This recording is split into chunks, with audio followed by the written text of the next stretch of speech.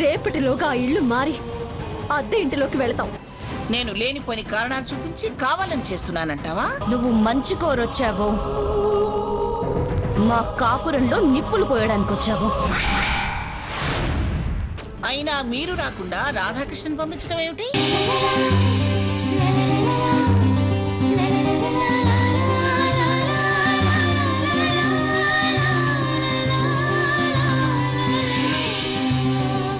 నాకు కాబోయే మనవరాలు కదా అని సీత పేరున రాయించాను. అది ఇప్పుడు పరైదైపోయింది.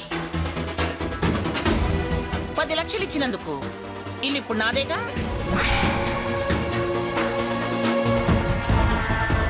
కాదు అని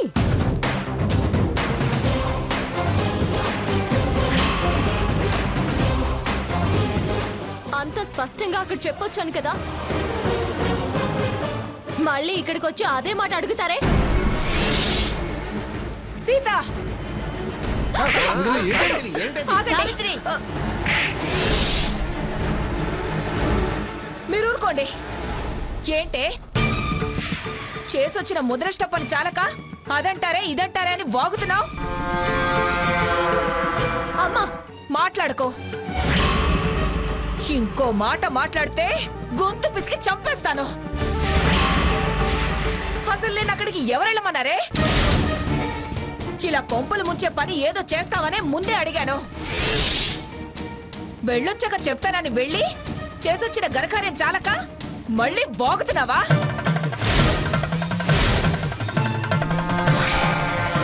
మీలో మీరు మదన పడుతున్నారని నేను అక్కడికి వెళ్ళాను. వెళ్ళి నువ్వు చేసిన ఘనకార్యం వేదన పెంచి రోదన మిగిల్చిందే. నిన్నెవరు పెత్తనం కట్టుకోమన్నారే? పెద్దాళ్ళం మేము చచ్చామనుకున్నావా? అమ్మా, దాని కాపురం అది చేసుకోవడం నీకు నచ్చలేదా?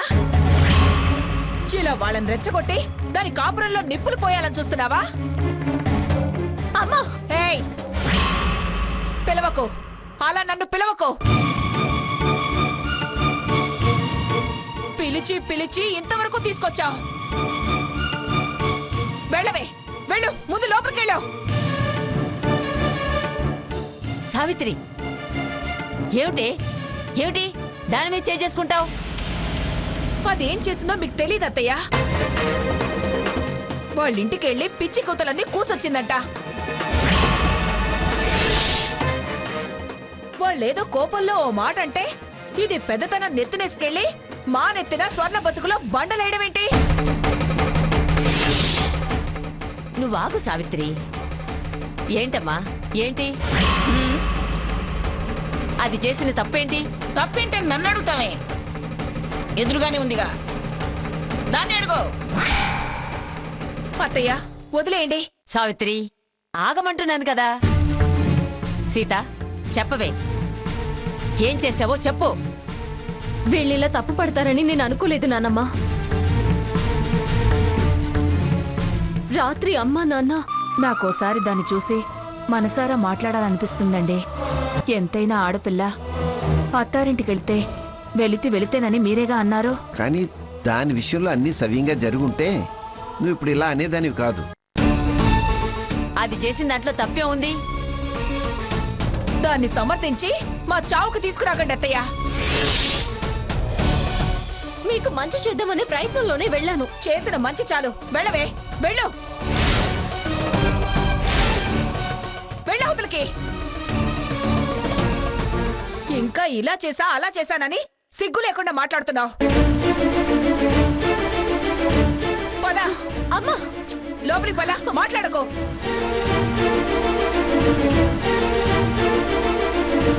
రారా శ్రావణ్. పిన్ని గారు, ఆలోచన తక్కువది, ఏదో చేసింది. దయచేసి అది మనసులో పెట్టుకుని స్వర్ణ జీవితం నాశనం చేయకండి. మీ కాళ్ళు పట్టుకుంటాను. అందితే జుట్టు, అందకపోతే కాళ్ళు.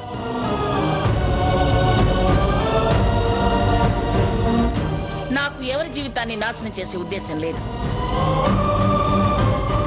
అలా ఉంటే నీ పెద్ద కూతురు చేసిన దాన్ని వంక చేసి స్వర్ణాన్ని తీసుకొచ్చి ఇక్కడ దించేసేదాన్ని. ఇదిగో ఇవే నా దగ్గరకు వచ్చి నా మొహాన్ని విసిరేసిన కాగితాలు. మీ ఇల్లు మీరే తీసుకోండి అంటూ నాకు ఇచ్చింది. పైగా అద్దె ఇల్లు తీసుకుంటున్నాం, అక్కడికి పంపించండి అంటూ, పద్ధతి తప్పద్దు అంటూ నాకే సుద్దులు చెప్పింది. చూడు సావిత్రి, మీరు పెళ్లి కోనల్లా ఇల్లు మారచ్చు కానీ నా మనవడు మనవరాలు ప్రతి చోటకి రాలేరు కదా. నేను పంపను. డబ్బిచ్చి మీ ఇల్లు మీరు సొంతం చేసుకోండి, లేదా తల దించి నేను చెప్పినట్టు చేయండి. చెప్పండి పిన్ని గారు, మా తాహతు మీకు తెలియంది కాదు. మా బతుకులు మీ కాళ్ళ దగ్గర పడి ఉండాల్సిందే. జరిగిన పెళ్లికి న్యాయం, జరగాల్సిన కార్యాలకి సాయం అందించండి. మా తప్పులు కాయండి పిన్ని గారు. చాలు చాలు, ఎవరైనా వింటే నాది ఎంత దుర్మార్గమో అనుకుంటారు. నేను తల్లి మనసు తెలియదాన్ని కాదు. సాయంత్రానికల్లా నేను ఇద్దరిని తీసుకొస్తాను. మీ హద్దులో మీరుండండి. పద్ధతిగా అన్నీ జరిపించు.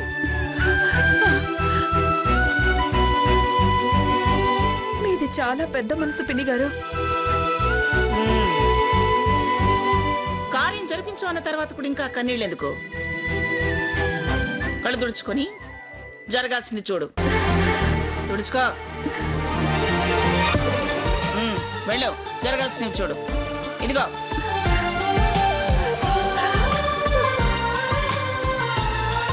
ఇది చాలా ఆవేశంగా వెళ్ళింది. అక్కడికే వెళ్ళుంటుంది. ఏం చేస్తుందో ఏమో అర్థం కావటం లేదు. అవును మావయ్య, నాకు కూడా చాలా భయంగా ఉంది. ఈ పెళ్లిళ్ళు చేయటం వంశాచారంగా మారదుగా. రేయ్, ఆ అవసరం మాటలు ఆపరా. అసలే దడదడలాడుతుంటే నువ్వొకడివి. గ్రానీ, నువ్వు బాగా బుద్ధి చెప్పి రావాలి. కానీ స్వర్ణ ఏంటి చాలా చిత్రంగా ప్రవర్తిస్తోంది. నన్ను ఇరికించి ఈ ఇంట్లో చేరింది కాక ఈ ఓవర్ యాక్షన్ ఏంటి? ఛ, ఇది ఇలానే ప్రొసీడ్ అయితే నేను ప్రాబ్లంలో పడతాను. అసలు ఫ్యాక్ట్ నీకు ఎలా తెలియచేయాలి? చెప్పినా నువ్వు నమ్మేటట్టు లేవు. ఏదైనా బలమైన సాక్ష్యం సంపాదించాలి. గ్రానీ, నువ్వు వాళ్ళని డిస్టర్బ్ చేసి మీకు మాకు రిలేషన్ క్లోజ్ అని చెప్పొస్తే చాలా బాగుంటుంది. లేకపోతే అదేదో అంటున్నారే ఫస్ట్ నైట్ అని, దాన్ని పోస్ట్పోన్ చేసి వచ్చినా కాస్త బెటర్. నన్ను నేను ప్రూవ్ చేసుకొని ఇది చీటర్ అని ప్రూవ్ చేయొచ్చు. అత్తయ్య గారు ఇంకా రాలేదు. అక్కడ ఏం జరుగుతుందో ఏమో. అంతా సాకేత అదృష్టం మీద ఆధారపడి ఉంటుంది. అరే, మళ్ళీ అవే మాటలు మాట్లాడతావేమిట్రా? నీ నోటికి మాటలు తిన్నగా రావా? గ్రానీ, గ్యారంటీగా వాళ్ళతో ఏదో ఒక తెగతింపులు చేసుకుని వచ్చేస్తావు కదూ?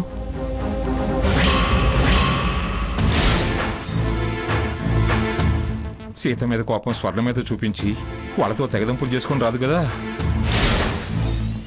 ఏనానా, నన్నని నువ్వు అలా మాట్లాడతావే? అవును కదూ. ఏంటోరా, అసలు బుర్ర పని చేయట్లేదు. తాతయ్య అన్నట్టే జరిగితే ఒకే దెబ్బకి 2 పిట్టలు. నేను డబుల్ హ్యాపీ. రేయ్, అప్పుడు కాశీ యాత్రలో నీ గడ్డం కింద బెల్లం ముక్క పెట్టి మా అక్కనిస్తాను బావా అని నీ బావ మరిది ఆపాడు. ఇప్పుడు నిన్నెక్కడ ఎవ్వరూ ఆపరు. తమరి పని గోవిందో హరి గోవింద. కాషాయం కమండలం. తాతయ్య, ఆవేశం ఉంది అనంటే ఉప్పు కారం వంటబడుతున్నట్టే. రేయ్, అది వంట పట్టినోడు ఎవడు సంసారం వద్దనుకోడు. చావు తప్పి కన్నులు ఒట్టబోయి నువ్వు కోరుకున్నదే జరిగింది. సంతోషంతో చంకలు గుద్దుకొని పెళ్ళం రెక్కబట్టుకొని అత్తారింటికి తీసుకెళ్లి మంచం ఎక్కక గ్రాని ఎలా చెబితే అలా అని ఇక్కడ పచారులు చేస్తూ తిరగరా ఎవ్వరు.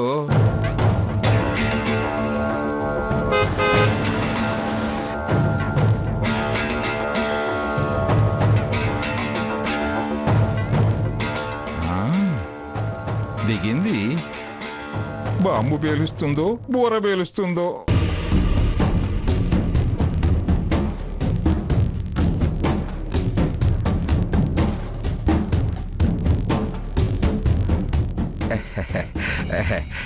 మంగా,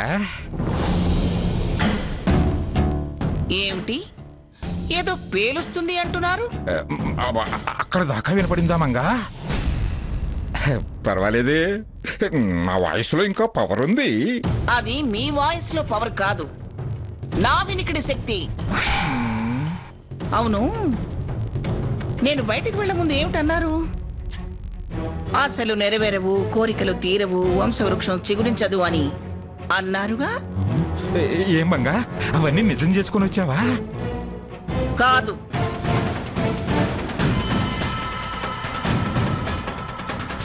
అబద్ధాలు చేసుకుని వచ్చాను. అంటే మన ప్లాన్ వర్కౌట్ అయిందన్నమాట.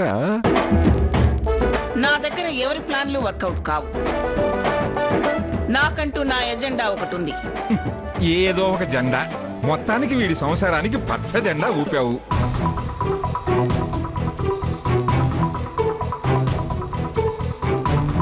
సంతోషం. పంతులు గారికి కబురు చేయనా? దేనికి? ఇంకో ముహూర్తం చూడాలి కదా. ఇవాల్టి ముహూర్తమే ఖాయం. సాకేత్, ఫ్రెష్ అయిపోరా, అత్తారింటికి వెళదు గాని. స్వర్ణ, అమ్మమ్మ గారు, అమ్మమ్మ అని పిలవే, అదే బాగుంది.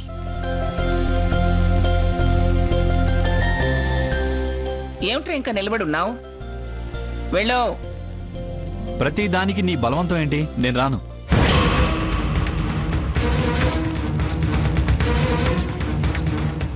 ఏమిట్రా రాను? నువ్వు వేసే వెధ వేషాలు నాకు తెలియవనా? లేకపోతే ఆ రాధాకృష్ణ సీత వచ్చినప్పుడు మాట్లాడిన మాటలే పట్టుకున్నావా? నా వ్యధవేషాలో దీన్ని మోసమో ఆ రాధాకృష్ణకి వలేస్తే కానీ నిజం మన చేతికి చిక్కదు. నేను మనసు మార్చుకున్నాను. నాకు అర్జెంటుగా మునిమనవలు కావాలి. రాను అంటే కాదు, కవనల్ని కానీ నా చేతిలో పెట్టాలి. అర్థమైందా? కవలలు కాదు గ్రాని, నిజం బయట పెట్టి అందరి కళ్ళు తెరిపిస్తాను. కదలమే, వెళ్ళరా. వెళ్తున్నా. నన్నే టోకరా కొట్టిస్తావురా నువ్వు? చెప్తా.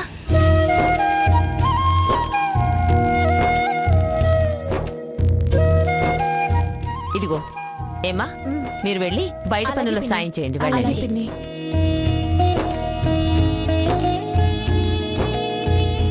అమ్మా సీత, ఏంటి నానమ్మా? ఏంటే నువ్వు చేస్తున్న పని? డెకరేషన్ కోసం ఏర్పాట్లు చేస్తున్నాను నానమ్మా. ఆ విషయం కనిపిస్తూనే ఉంది కానీ నువ్వు ఈ పనులు చేయడం ఏంటమ్మా? ఏ నానమ్మా, చేస్తే తప్పేముంది? ఏదో నీ పెళ్ళి అనుకున్నాం కానీ అది కాకుండా నీకన్నా చిన్నదాని పెళ్ళయింది. దానికోసం నువ్వు ఈ అలంకరణలు చేయడం బాగలేదమ్మా. నేనేం ఫీల్ అవడం లేదు నానమ్మా. నీ మనసు గొప్పది కావచ్చే, కానీ నా మనసుకి ఇది నచ్చటం లేదు. చాలా కష్టంగా ఉంది. చిన్నవాళ్ళ అచ్చుట ముచ్చుట దగ్గరుండి జరిపించటం పెద్దవాళ్ల బాధ్యతే కదా నానమ్మా. కానీ ఈ ముచ్చటకి నీకన్నా పెద్దవాళ్ళం చాలా మంది ఉన్నాం. నీకంత పనిచేయాలనుంటే వంటలో సాయం చేయి. అక్కడికా? అమ్మకి నన్ను చూస్తేనే కోపం వస్తుంది. కోపం వచ్చినా తిట్టినా కొట్టినా అది అమ్మేనే. దాని బాధ దాంది. నీ మీద అసహ్యమేం కాదు. అన్నీ తెలిసిందానివి, ఇది తెలుసుకోలేకపోయావా? తెలుసు నానమ్మా. మరింకే పద.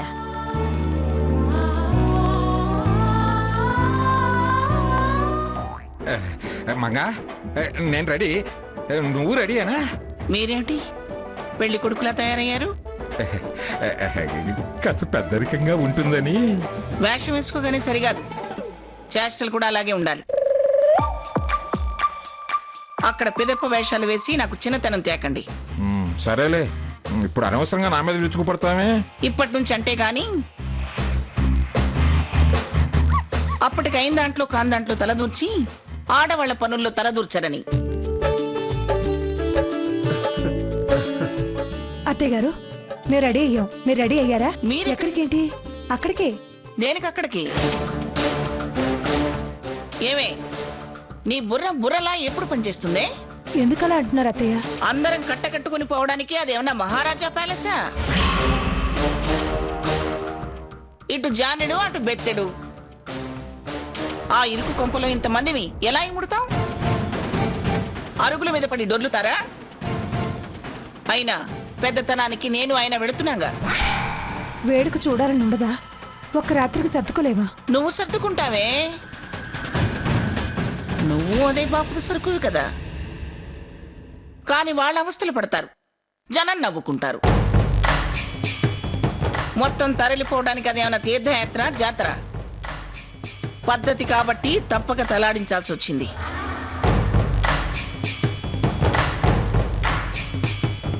ఇలా గంగిరెద్దు వేషాలు వేసుకుని అందరం వెళ్ళాలా? మీరేం అవసరం లేదులే. కన్న తల్లిని నేనొస్తే తప్ప? ఆ వాడు అబ్బని కన్నా తల్లిని నేనున్నాను కదా. నువ్వేం అవసరం లేదులే. తప్పక వెళ్లాల్సి వచ్చింది అని చెప్తున్నాను. అంత వేడుక కాదు, ఇంతమంది అవసరమూ లేదు. నీ వేడుక వాళ్ళు ఇక్కడికి వచ్చాక తీర్చుకో.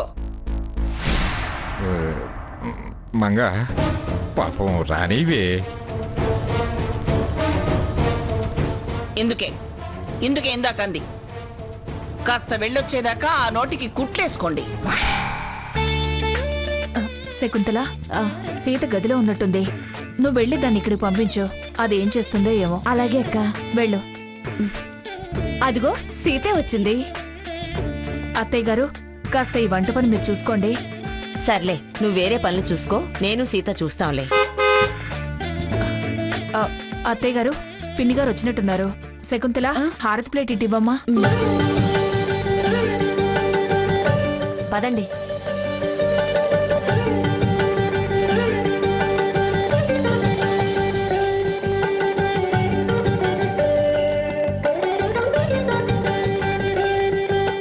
ఆగో,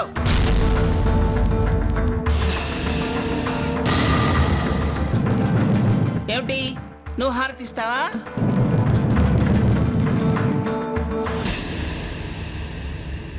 నేనే కదా తీయాల్సింది పిన్ని గారు.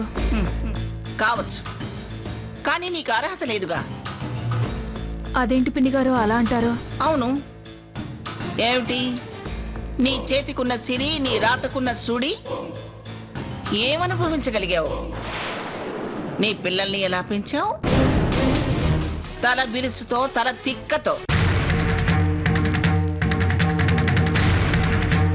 నీ చేత్తో హారతిచ్చి అలాంటి సిరే మూటగట్టుకోమంటావా?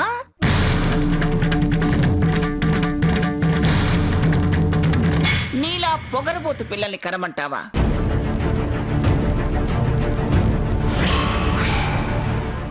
అందుకే వద్దంటున్నా. కన్న తల్లి కడుపు చలవా అంటారు, దాన్ని హారతి వద్దంటారేంటి? కడుపు చలవే కాదు, బతుకు చలవ కూడా చూడాలి కదా. అంటే అంటే ఏమిటంటే ఆవిడ గారి భోగభాగ్యాలు, సుఖ సౌఖ్యాలు, ఆరోగ్య అనారోగ్యాలు, సంతానపు తలరాతలు నీకు తెలియవా?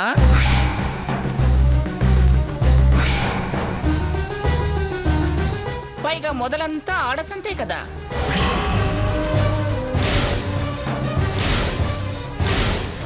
ఆ సాలే నా మనవరాలకి రావటం నాకు ఇష్టం లేదు. చాలా చాదస్తంగా మాట్లాడుతున్నారు.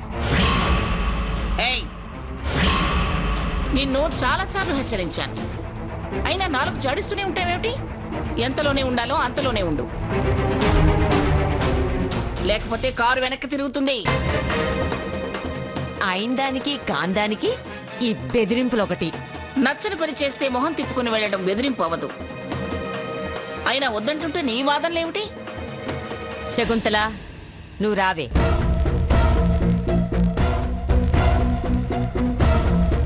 దీనికి మగపిల్లాడే. ఇదిగో చూడు, చదువులో ఫస్ట్, బుద్ధిలో ఫస్ట్. పైగా డాక్టర్ చదువుతున్నాడు. చదువుతున్నాళ్లే డాక్టరు. ఎంతైనా ఒంటిగా సుంటి పిక్కే కదా. ఆ చాలు నాకొద్దు. ఇల్లంతా పిల్లల ఉయ్యాలలతో కళకళలాడిపోవాలి. పైగా మొగుడు మొద్దురా చెప్ప.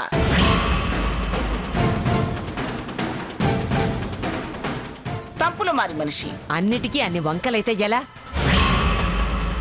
పోనీ ఆ హారతి ఇవ్వే సావిత్రి. నువ్వంటే నాకు అస్సలు ఇష్టం ఉండదు.